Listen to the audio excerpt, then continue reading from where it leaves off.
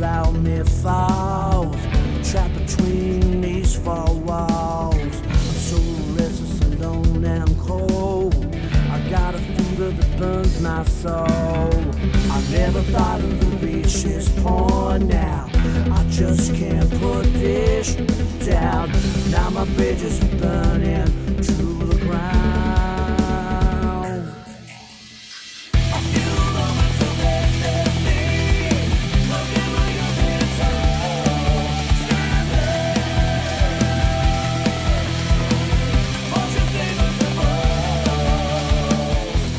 Raj Mehta is a licensed master's level therapist with the state of Michigan who has dedicated his life to helping people reach their full potential. Life is short, fortune favors the bold. Here I stand, broken, bruised. Doesn't matter if I use. I look around and everybody's gone. I thought of something that I found.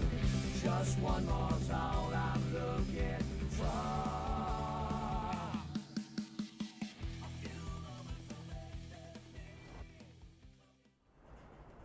Hi, I'm Raj Mehta, and welcome to Ask the Therapist. We have a different kind of way of looking at addiction today. We're looking at society and policies and how they infect, reflect, and actually induce or even reduce addiction in our world. Addiction does not occur in a vacuum. It occurs in our society, and people and institutions and organizations and media will reflect back and forth the impact of addiction and the behavior in addiction. And so in America, we live in a world where on the micro level, the individual is taking the drugs, but on the macro level, our prison systems, our policies, our police officers, they respond to the behavior and the active components of addiction. In our society, we have what's called mixed messages. We tell people to not become alcoholics and addicts. We make alcohol and drugs readily available. So with regards to policies that kind of increase or are pro-addiction, having alcohol and drugs readily available is definitely a negative, because you can go to certain areas in certain towns and in certain neighborhoods and everybody knows what's going on there. I can buy heroin in this area. I can buy pills over here. My friend is selling me weed over there. And so even websites like Silk Road are able to make people so accessible to drugs. And right now in China, we have a huge amount of pharmaceutical drugs and recreational, we call that research chemicals that are coming through. A second pro-addiction component is not having treatment available. You know, everyone that looks for treatment doesn't get the opportunity to walk into a treatment center and get a bed immediately. Even with the best insurance and even with cold hard cash, if you're looking for a treatment center bed, for cash, looking at about $500 to $700 a day in most of the good treatment centers. And if you're going to be going there county funded, if you're going to be going to like a place like PACE, oftentimes you got to wait 1 to 2 weeks.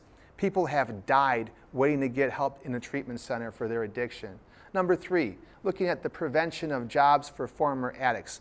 Most people that use drugs or alcohol get arrested and get in trouble. And the problem with that is that many of those charges involve felonies. It is almost impossible to get a job with a felony. Not even McDonald's or Burger King will hire you if you have a felony conviction. So we have a completely marginalized community of addicts and alcoholics, oftentimes that are completely sober, are no longer using drugs and alcohol. They can pass a drug test all day long, but there's no place to work. And that kind of spirals them back into addiction. Number 4, keeping certain areas drug saturated.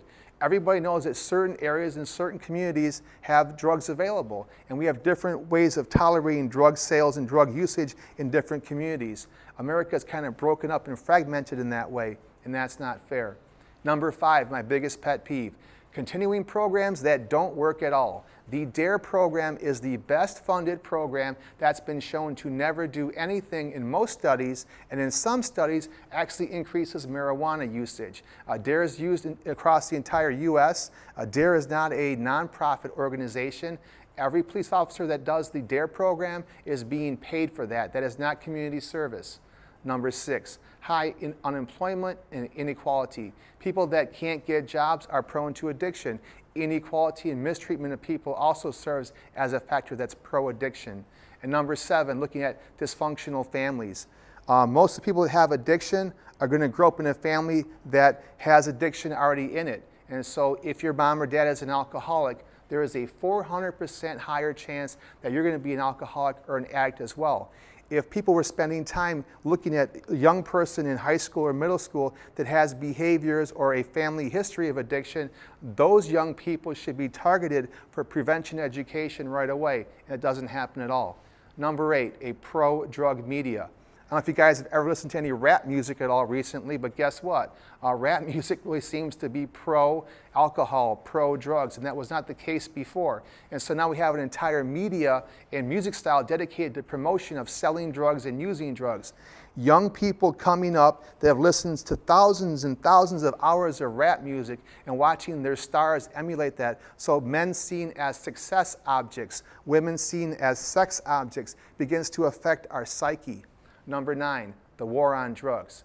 Remember, the war on drugs is no longer quite the controversy that it was before.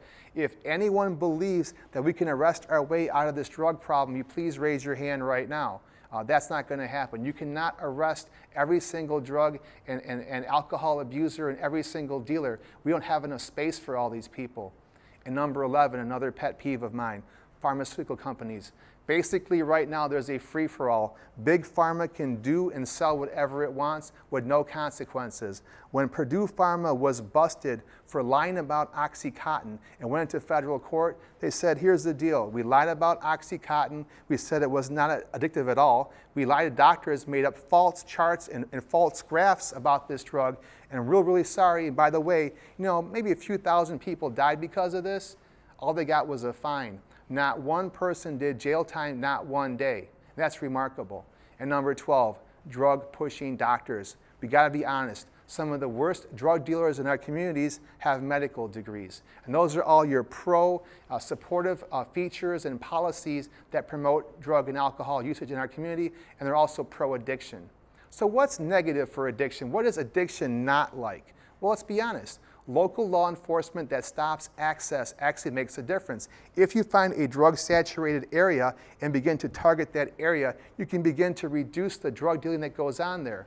And number 2, education and PSAs. People that have education, knowledge about drugs, have a better understanding, and that's helpful to families as well. We don't have enough education programs and prevention programs, especially when a person first comes into the court system. Here's an opportunity that needs to be used, and so a person has an MIP or a DUI or a cannabis possession charge. That person should be required to go to a prevention class to learn about addiction and how it happens. And so number 3, what really help a lot of people, that especially with heroin and other drugs, drug courts are very effective, and so are inpatient treatment centers. And I think that honestly every single county should be required to have a drug or sobriety court. The mandate is very different. A probation officer working in a drug court cares about their client. They don't want to see them going to jail. They want their client to be sober. They take an active role almost as a therapist. I can't tell you how many good probation officers are out there that have made a huge difference in getting people sober. And so drug court programs definitely work.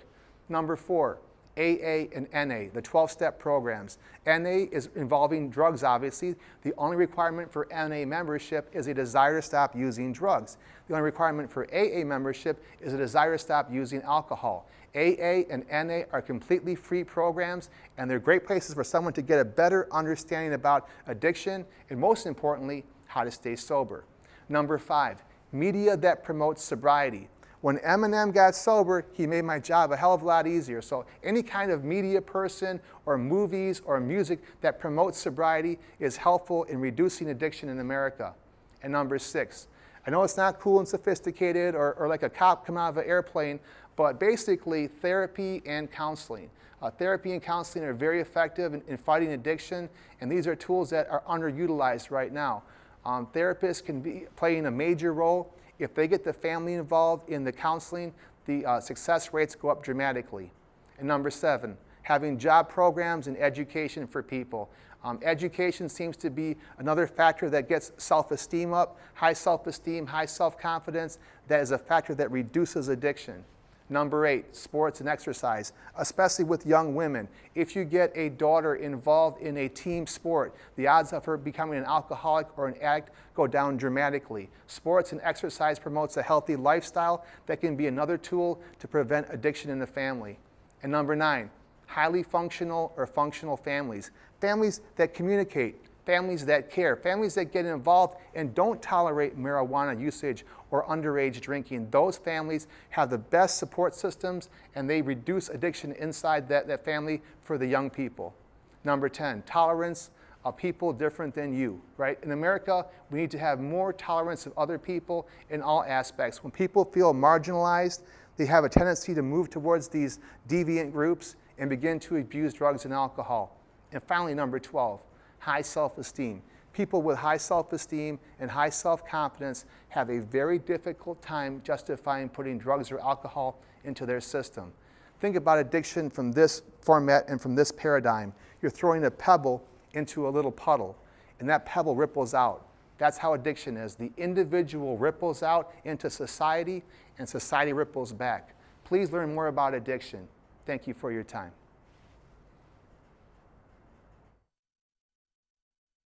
Hi, I'm Raj Mehta. Welcome back to Ask the Therapist. We're defining addiction looking at basically the puddle paradigm of addiction, throwing that little pebble into the puddle and seeing the ripple effects that go outwards. And so we're talking about the micro level of addiction.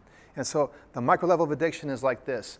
Addiction is a bio, psychosocial, social, legal, financial, spiritual disease that is undergirded by damage and dysfunction in the reward feedback loop of the brain. Tragically, the most valuable real estate in the world, the mind, has been hijacked. Put simply and succinctly, it's the inability to get high successfully. Because when addicts get high, they experience severe consequences. They get high when they're not supposed to. And when they try but can't control their using, they use more or less than they plan to. They have cravings to use, experience consequences when they do use, and can't control their using. That's the individual or the micro level. Now, on the macro level, on the societal level, addiction is a systemic failure. It's a failure of institutions, policies, and priorities, and stigma. We produce addiction in our society and create the very forces and agencies that support and encourage and promote it. America is only 5% of the world's population, and yet we consume about 50% of the world's drugs. Impressive. Now let's think about it. Are American genetics really that different from that of any other culture? How are our genes different? Remember, the old argument of nature versus nurture. Australia was formed from penal colonies, and those descendants populate their country. Based on those genetics, why don't they have higher levels of addiction and crime than the U.S.? One example of a pro-addiction policy in America, in Michigan in particular, any amount of a controlled substance is a felony. 0 to 50 grams of heroin, Oxycontin, Xanax, Valium, Molly, or Adderall is a felony charge. People have received felonies for just having the powder residue on a mirror left by a friend. And by the way, in case you didn't know it, you can't even work at McDonald's with a felony conviction. Those people end up on a spiraling staircase down into further addiction, stigma, poverty, and dysfunction. Until the macro level changes, the micro level influences will only have minor effects. Just like when America dealt with racism and prejudice, it wasn't solved on the micro level. We couldn't go out and educate and persuade every single racist to change their views. That would be insane. We had to create policies, organizations, and laws to force change on those people. This is deep. In America, when it comes to locking people up and killing people, we will borrow billions of dollars from China. When it comes to helping people, healing people, and educating people, we look at each other with shoulders shrugged, saying, we ain't got no money. Thank you for your time.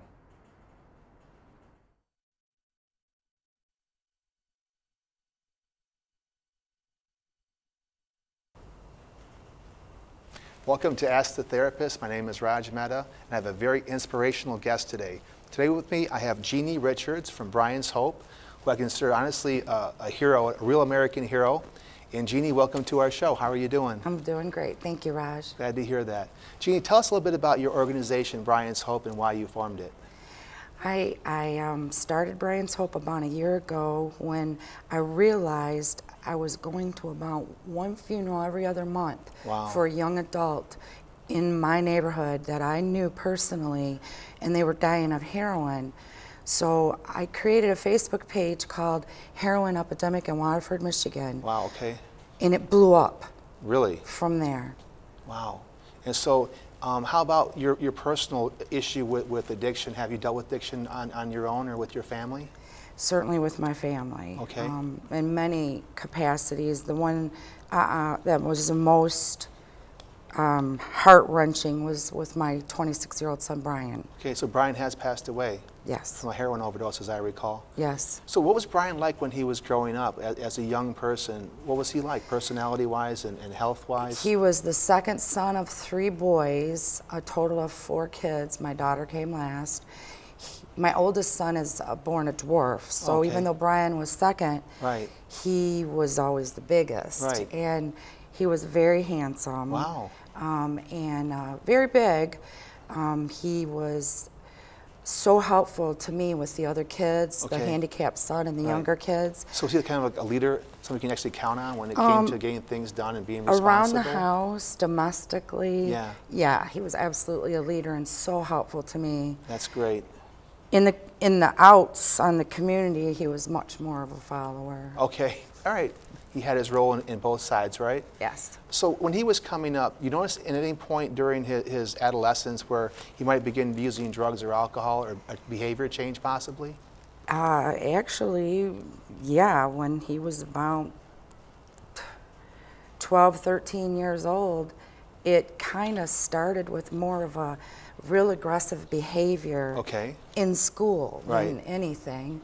And he was suspended often for incorrigible. All right. And finally, he was suspended permanently and sent to the courts. This was in middle school or high school? Middle school. Wow, okay. First year of middle school. Right.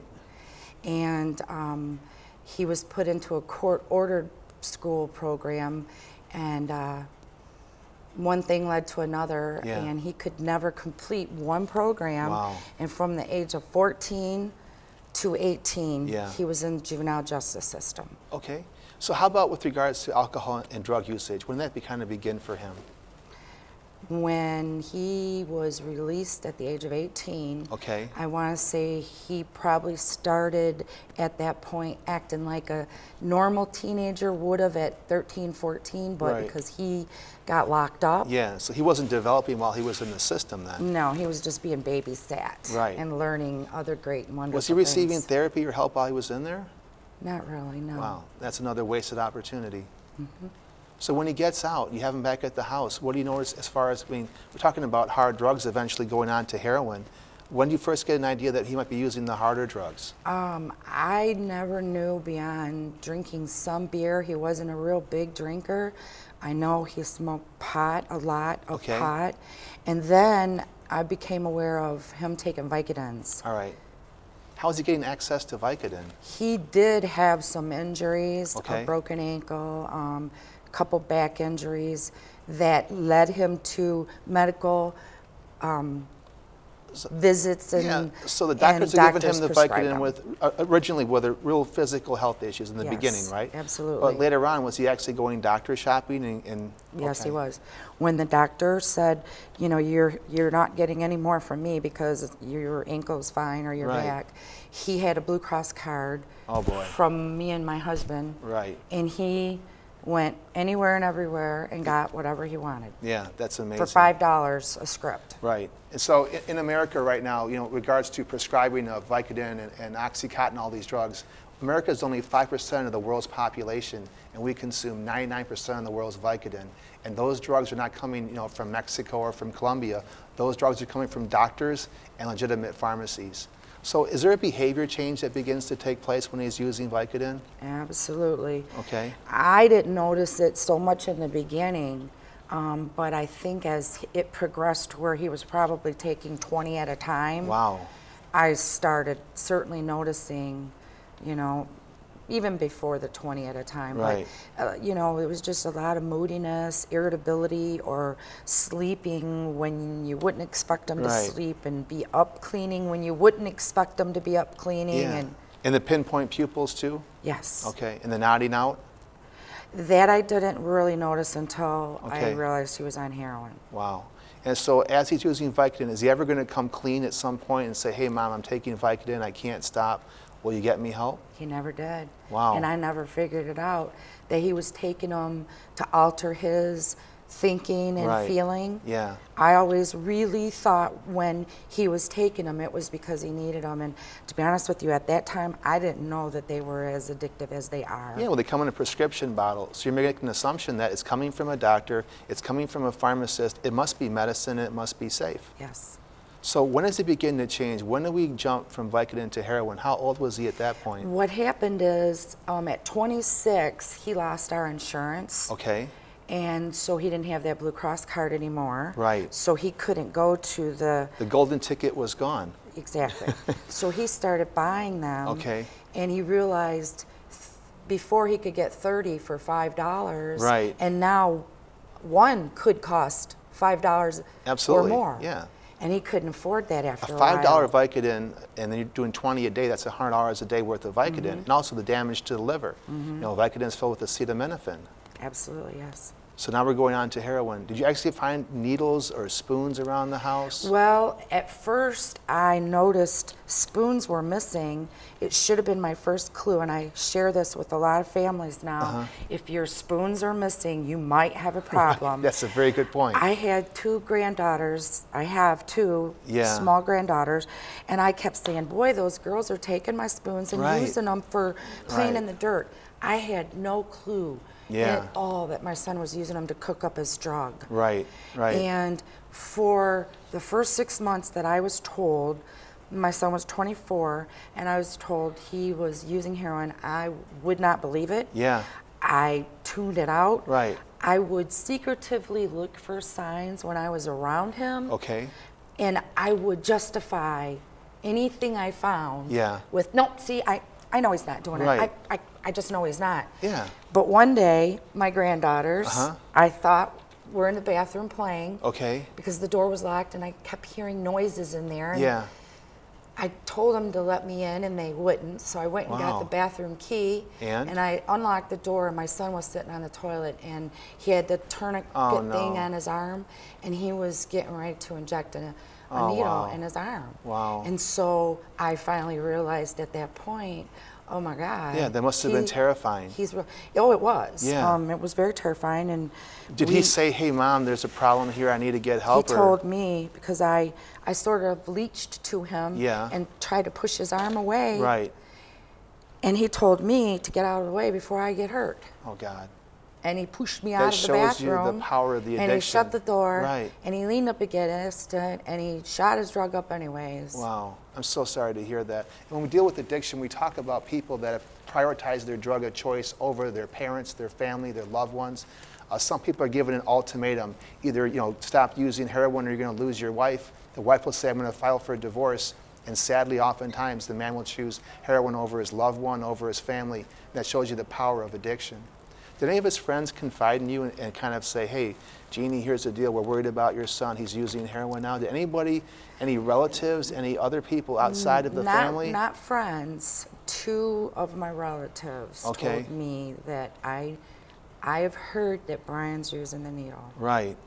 None of his friends, no one Okay. other than the two family members that had heard it. Right. So now at this point, you know he's doing heroin. There's no way of kind of ignoring or having any denial, right? Yes. So where do you go to get help for a son that's on heroin? Well, we first started with PACE. Okay. Because that's what we were told. Yeah, that's the Oakland County funding source to get help, right? Right. So you call PACE. We called PACE and he did an interview and came back for a bed. Okay. And he went to a facility and he didn't stay long. He Right. left Okay. because he didn't think He it left was working AMA, out. against medical advice. Does he come home after that? Yes. Okay. So is he going to any meetings, seeing a therapist? All right. No. Okay. And then moving along after that one visit, any other rehab visits after that? We convinced him, if you're going to stay with us, you're going to have to try another one. Okay. And we did, through the PACE office, find another one that was a little further north of our area in another Right. county. Okay. And it was a 2 or 3 week program, not a detox, just an inpatient. Right. And he did go and stay, and he was discharged honorably, if that's what you call it. Yeah. But he was in no way, shape, or form ready to return. Right. So Because what's he his started aftercare using plan? Because essentially he's been detoxed at this point. He's off the drug. He's no acute medical detox. But what about the aftercare plan? They would give him the name of a facility to call to make arrangements for outpatient counseling therapy, and advise him to find local NA meetings to attend. Right. And that's kind of generic. That's like the cookie cutter stamp of, here, this is where you're going to go to get help. So how about the Suboxone? When did that begin to be used by him? After a couple of overdose and suicide failure attempts, I was able to have him committed to the psychiatric ward at University of Michigan. And it didn't take very long for him to convince them that he was fine. Right. And he needed to return. He's a charming guy, right? And yeah, and we all know addicts are very good at manipulating and lying and deceiving, and so he was released, and I had said, well, you're going to have to try something more. You know, so he decided to try Suboxone. We were told of methadone and Suboxone, and he wanted to try the Suboxone. So what were you told as far as information about Suboxone? Was it told to be an addictive drug, or a drug that actually gets you high? No, it was just basically said to be something that would help curb your appetite for the heroin. And it would be in place of, if you take it, it would act as a blocker? Yeah. Okay. So Suboxone is a Schedule III narcotic. Okay. Schedule III narcotics also include Vicodin and drugs like that. And so when a person goes from heroin to Suboxone, I mean, the harm reduction model, it is definitely safer, but the solution to a drug problem is never another drug, and that's counterintuitive. Don't fall for specious, ways of thinking. When a person says to you, we're going to get sober and give you methadone as a Schedule II narcotic, people are using methadone and Suboxone. They're physically present, but they're emotionally unavailable. So you must notice when your son was on Suboxone, it didn't appear like he was sober. No, it did not. I couldn't tell if he was on heroin or Suboxone. He acted the same. He had the same look in his eye. Right. And as a mom, you recognize this isn't what sober looks like. No. I was really not happy with the Suboxone results, and it really didn't last long, because after the first maybe 2 prescriptions, he literally would get the script filled and sell them before he ever came home. He would have a full tank of gas, a carton of cigarettes, and a whole bunch of heroin. Oh boy. Remember, because Suboxone on the streets is about $8 a piece. Yeah, so you got a month's worth. Right. 90 Suboxone, you got a lot of money there, right? So what happens later on if you feel comfortable talking about his passing? Well, I made peace with his passing because I did everything I knew to do at the time. And that's why I'm doing what I'm doing today with Brian's Hope. I would like to be able to share this horrific journey so that maybe other people might be able to avoid it. And with Brian, we went in and out of different facilities, and we did have Blue Cross. And we did entertain the idea of some of the more private, other than the PACE, like Brighton and Maple Grove.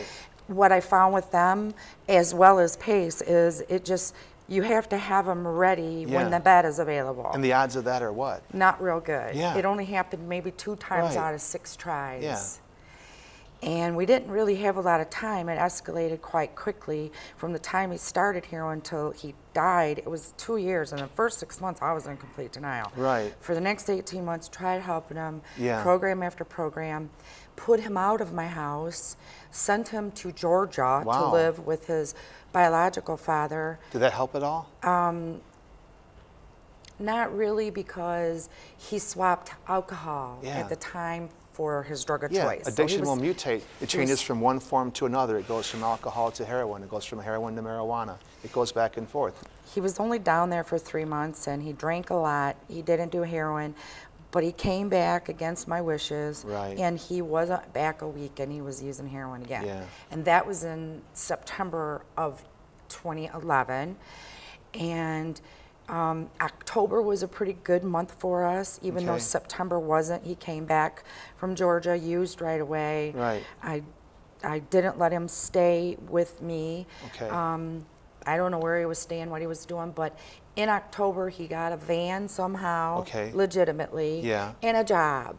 So I let him come back home. In October and November went fairly well, but by Thanksgiving he was using heroin again. I wasn't sure if it was heroin, Suboxone. I just knew that he was using something. And it got real ugly from Thanksgiving into December of 2011. He was a person we did not know. The things he said to us were just horrible. It steals your son away. It's like having a zombie son. My son was gone for a long time before that, but absolutely made us realize our son was gone. We were forever finding him nodding, coming in. We would come in from home, from work, or wherever, and he would be in the chair, and you know, we really didn't know if he was sleeping or if he was dead. And after a while, it happened so many times. You know, especially like if me and my husband came in together, I'd be like, "You check him," and he would say, "I checked him last time. You check." You know, that's got to be emotionally fatiguing. It's not. It's not funny, but looking back now, because in January, on Saturday the 28th, you know, Brian had just from Thanksgiving through Christmas through January, he was only working barely, very little. He was sick often, unless he could get a drug, whatever one, I don't know. He wasn't speaking to me. He was, you know, going in and out of his room, which was in the basement. No, just totally isolated himself from us. Like a vampire, living in the basement, living at nighttime. It was scary. We were all really scared. My son, one of my sons and my daughter, my husband and myself, there were 4 others that lived in the home at the time. And on this particular day, I needed a crock pot from the basement, and I set my husband down to get it, and he came back upstairs, and I was in the bedroom going through a drawer, and he goes, "It's not looking good." And I said, "What, you can't find the crock pot?" And he said, "No, Brian." Oh boy. And he didn't need to say anymore, because I could tell by the look on his face that it was, it was bad. So I ran from, you know, my bedroom, which is at the back of the house, to the front of the house, which felt like it took forever. And I had been saying for weeks, literally months, this isn't going to end well. He's going to die. I know. I can handle it. I can do this. But during my run from upstairs to get to him, I kept saying, "Oh no, God, I was wrong. I take it back. I'm not ready. Please, please don't let this be the time. I'm not ready. I take it back." And I ran through the basement, because of course his room was at the back. And when I ran into his room, he was sitting in the same clothes that he had wore the day before, and he was slumped forward on the edge of his bed, and there was an end table, and he was kind of head down, leaning, and I didn't see death at all. I totally felt like, here's my chance. I'm going to revive him. All that I've learned about naloxone, I'm going to breathe for him until... So I immediately tried to push him back on his back to lay him flat to start doing the CPR, because I knew I could save him. I just knew I could. And my husband is in the background saying, you know, "Stop. Stop." And I wasn't hearing him. In my mind, I was going to save him. And I realized I couldn't push him back. And I couldn't figure it out at the time why I couldn't push him back. But he had been dead for 15 hours approximately, and rigor mortis had set in. I'm so he was sorry to stiff. hear that. And I finally realized that, and whatever amount of time it took me, and I stood back and I looked and I saw the needle, you know, was in his arm, but I had knocked it out of his arm when I was trying to push him back. So the needle was laying right there on the floor. The spoon was on the table. You know, everything was right there. And he was dead, and I couldn't save him or bring him back. I'm so sorry you had to go through that, Jeannie. I'm so sorry. And I got to say this because it's on my heart right now. I want to apologize to you on behalf of every therapist that failed you, every professional that failed you and your son. There were so many opportunities to help your son, and they were failed. And I want to apologize to you for that. You know, in a perfect world, we wouldn't be living like this, and this would be a priority in our world. treating addiction and helping people fight and get sober. And it seems to be like a secondary thing. I'm so sorry you had to go through this. And I want to comment about Jeannie right now. A lot of people, when they face adversity, they have the option to fight, flight, or freeze. And you look what Jeannie's done with her life, the loss of her son and that tragedy and being there firsthand. And she chose to fight, and she began Brian's Hope. And this organization is so helpful and so beneficial. It is a resource. It's brianshope.org, as I recall, right? brianshope.org. And is anyone welcome to go there and ask questions, get information? Anyone, everyone. Our website is maintained by a couple of wonderful volunteers, and they're doing a super terrific job with it. We have community meetings once a month, and we've had 12 of them a whole year now. Each one of our community meetings, we offer something different. Great. A speaker or someone that is like yourself, someone that's recovered, someone, we've had the different drug companies come out and share with us the drug possibilities for those that choose that method of treatment. Right. We've tried to offer to the community, because that was the thing. I didn't know some of these things even existed when my son was in this. And that's the problem, is that the lack of information and the communication's not there. Please tell me about some of the policies that you're trying to implement and change, or have changed in Michigan in particular. One thing that was so huge to me is the naloxone. It's an antidote reversal drug that, if given to an overdose opiate person within a reasonable amount of time, you can bring them right out of death. Absolutely. Grip. It is a lifesaver. And it's a miracle drug. Other states are using it and are showing us extreme success rates in the decrease of overdose deaths. And I thought it's a no-brainer. We should have that here, but we didn't have it in Michigan. In fact, there's a lot of things that we didn't have in Michigan, but the bills were kind of all there. They just really weren't being, they were sitting. And so a lot of noise, particularly I know, not just on Brian's Hope, but on many others in the last year. Well, families involved too. Families Against Narcotics was supportive on those issues as well. Yes, they were. We wrote lots of letters, made many phone calls, emails. We wanted to see folks be able to call 911 in the event of an overdose, and the 911 caller not to get in trouble. The way it shouldn't be a crime to help somebody. The way our law in Michigan was, the caller could get in trouble, and did in most cases, and the same for the victim. Half of the overdoses that occurred where a person was next to the individual, they could have saved them, and they were afraid because they couldn't call for help, because if I get caught here, I get a felony charge. Yes. And people are being rolled out of cars and left on the side of the road. And sometimes they're not even dead. They're just breathing so shallow that the person that's with them thinks they're dead because they're high and freaked out anyways. And something as simple as Narcan would have saved them, absolutely. And so Governor Snyder did, on October 13 of this year, sign the package into law. News. Public Act 311, 312, 313, and 314 is what it's called.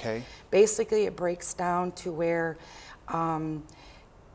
medical people that are administering it with good faith can't be prosecuted if the person doesn't revive. That's a good starting point. But how about other people, civilians? There is a civilian component to it. It is, I believe, the 314. You are immune from civil liability if you, in good faith, administer this drug and the person doesn't live. But I'm a little concerned because as I continuously read up on the legislation, except for the last 2 weeks because I've had a broken arm I've been dealing with. I appreciate you being here, even with your broken arm. Thank you. You're welcome. Thank you. Takes my mind off of it. I have noticed that the implementation date had not been set in this particular one, like in the other three. So I'm a little concerned about that because Brian's Hope wants to start doing naloxone trainings. We have purchased the naloxone kits. That's fantastic. We've done everything that the law has required. We just want to make sure that we do everything exactly the way that's supposed to be done. That's fair. As soon as we can do it, we'll be doing it. That's great. Any other things you want to comment on as well as regards to changing policy in Brian's Hope? I know that there was a House bill this past year, 4486, that did pass into the House. Senate has it right now, and I'm sorry, Senate doesn't have it. It is in question because we're not sure how to enforce it. Right. That is something that my legislative committee is going to be working on this year. Because now that we have a law that says when we have an individual that's clearly got a substance abuse problem, and they're a danger to themselves and others, you can commit them. Absolutely. A family member can sign, have them committed. The problem is they're not doing this right now. It's not being enforced. It needs to, remember, in the old days, they'd say the person has to reach their bottom. They have to realize they want help. Because of heroin addiction, we don't have that luxury. We don't have time to wait around for someone to have an epiphany and go, oh my God, I'm using heroin, things are really bad, I need to go to rehab. Oftentimes, when a person's sticking a needle in their arm, they're not doing any good thinking at all. We got to do their thinking for them. That's how it should be. Yeah. We do it for those that are mentally unable. Yeah, and people that are challenged and handicapped, or people that have severe autism. And they're we're in here to locked help. facilities Absolutely. even. And the treatment centers for these folks, my son just kept walking away. Right. I think that there's some big important those changes. Are areas for growth, and those are areas for change. Yes. And I thank you for all that you do. Absolutely fantastic. God bless you and all your work, Jeannie. My son's death's not going to be in vain, Raj. Absolutely not. Something good is going to come of it. I know it and I feel it. I'm sure of it. Thank you so much. Thank you. Thank you. And so stick around. We'll be right back.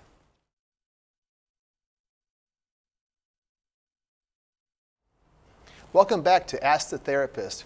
We're going to handle our questions right now, and the first question is, what do you do if you find your kids using drugs? It's one of the most common things that I hear from families that call me or parents. They're concerned they find their kid with marijuana paraphernalia, or maybe some pills they can't identify, or some powder. And so oftentimes my first suggestion to a parent is we need more information. You've got to do your reconnaissance.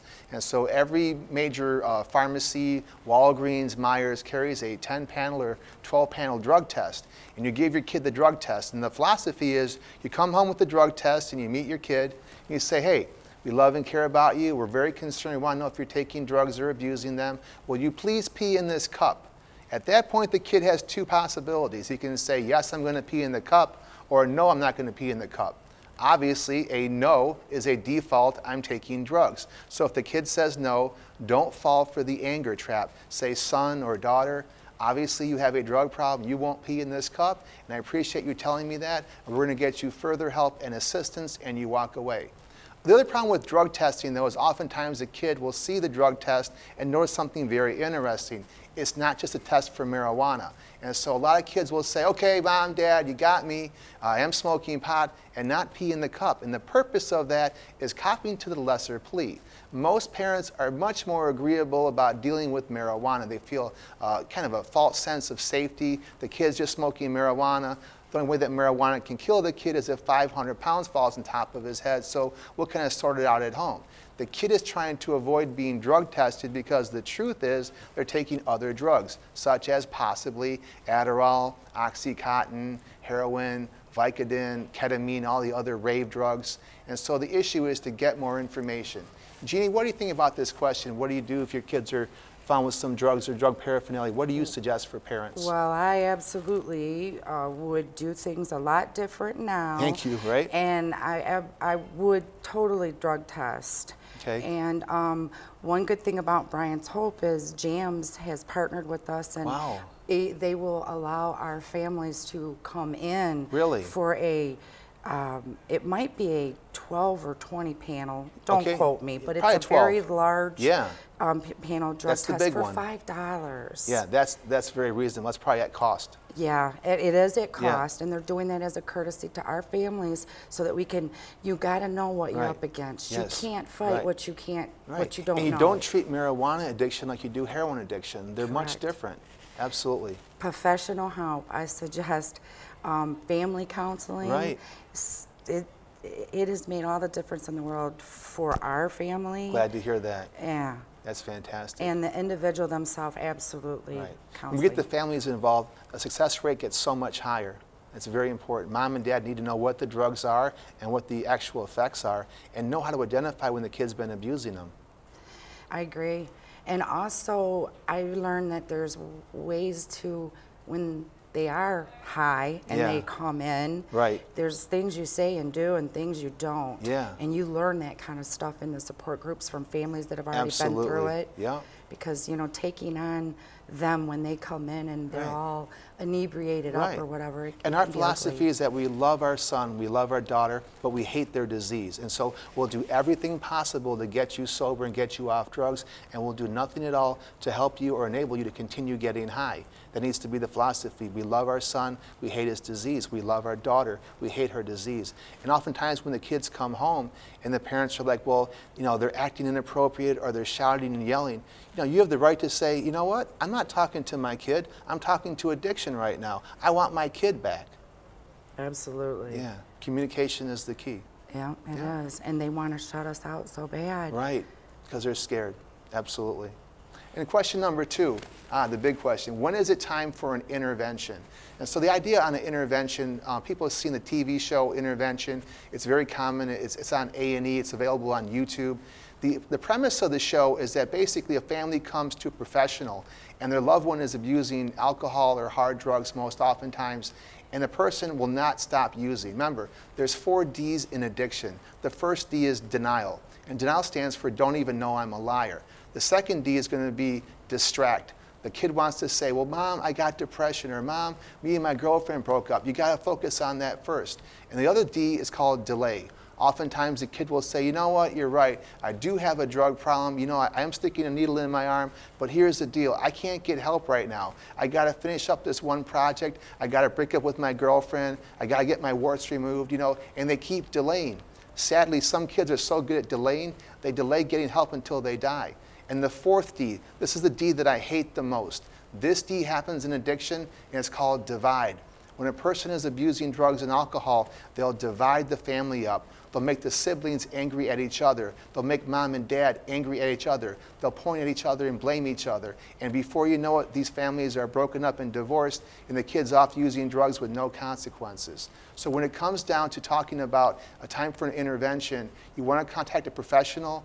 It's probably not a good idea to do an intervention on a person that's just using marijuana. But a person that's drinking alcohol daily, a person that's using heroin or any kind of IV drugs or hard drugs is a great candidate for intervention. And intervention is a tool to get a person into rehab. It's not a solution to addiction. It jumpstarts the process. I can make a person's bottom happen as soon as I want to, as long as I have mom and dad involved. I can make your using so miserable, you're going to want to go to rehab. I can have mom and dad say, you can no longer live here, we're not going to pay for your cell phone. I can have your girlfriend say, I'm breaking up. I can have your boss say that you're fired. We can call the local police and have you followed around. You know, our job is to make a person's using so miserable, they come around and say, you know what, this treatment option seems pretty good right now. I wish we lived in a world where everyone could kind of, you know, figure stuff out on their own. But the drugs are so powerful and they're so toxic, they begin to affect a person's ability to make good decisions. Jeannie, what do you think about the idea behind interventions? I love the idea behind intervention, and I think you should implement it as soon as you, like you said, realize there's drug use going on. Right. Because don't wait till it's at abuse or till they get to the heroin, because I think it's too late by then a lot of times. And parents don't know what to say. You need a professional to go in there and put a team together that, you know, has a person come in there and you say, here's how you used to be, here's how drugs and alcohol changed you, and now today you have to go to rehab. It's a 3-part play, and every intervention letter is the same. How the kid was before, and how the kid was changed by drugs, and the expectations for today. It's a very powerful letter. It also gives people a voice. Many parents have never had the chance to tell their kid, you know, accurately and explicitly, here's how I feel when you use drugs. You know, I meet people that abuse heroin, and when I talk to them, I'll say, well, what kinds of feelings would make you want to use more heroin? Well, the kid says, well, when I feel more depressed, or when I feel angry, or when I feel frustrated, or when I feel lonely, and when I feel scared. And I say, really, so those are the kinds of emotions that make you want to use more heroin? And they go, yeah. I look over at the mom, I say, hey, Mom, when your kid's on heroin, how do you feel? Angry, frustrated, lonely, scared? All the same feelings that your kid is using heroin to mask are the feelings that he's actually inducing on you as the parent. And that's not fair. The addict the families become hostages, yes, without a doubt. Right. And what it does to the siblings, I'm still seeing effects on my kids that are left behind. Everyone needs to heal. Happened to it's like having a hurricane come through your house. Now it's time for everyone to heal and kind of put things back in order. And we've all took a different path to healing in my family. Right. This was my way of healing. Yeah. My kids are choosing different ways, and I don't know what's right or what's wrong, because I don't think there's a lesson book on this either. Right. But I know that the families are just devastated by the acts of an addict, especially when and if they pass. Yeah, that's a very good point. Our last question is number 3. It's where can I find out more about drug terms and slang? I always encourage parents, information is power. Get access to your kids' social media. Get access to their cell phone. Get access to their Facebook. See what they're talking about and what they're doing. And so website like urbandictionary.com, you can decipher what the code is in the cell phone. You can decipher the words on Facebook by going to arrowwood.com. Arrowwood.com lists basically every drug that can get you high, and you can read about personal testimonials. Kids sadly get a lot of information from there, but it's a great resource for parents. So with regards to dealing with slang terms and knowledge, kids have their own code. Think about addiction in the forms of a cult. When someone joins a cult, their language begins to change, their behavior begins to change, their demeanor. And so to get more information, you want to go to urbandictionary.com and arrowwood.com. Jeannie, what do you think about these slang terms and ways of kind of keeping things under wraps? That is exactly what they do. They kind of go undercover, they become a different person, and they take on a new language, and those are the 2 best websites you just listed that I have ever found. Good. And I knew about the urban one before my son had passed. Right. But this other one I just recently learned of in this past year, and it still blows me away to this day, the things that I learned from that. Absolutely, absolutely. Well, I want to thank everybody for being here. I want to thank Jeannie for being here, my honored guest. You're absolutely fantastic. Knowledge is power, so please reach out, get more information, and contact serenityhelp.com. I want to thank everyone for joining us today. I hope this was helpful, and I hope this made sense. Only you can make a difference. Remember, the meaning of life is very simple. You are born, you try to make yourself relevant, and then you die. Go out and make yourself relevant. Fortune favors the bold.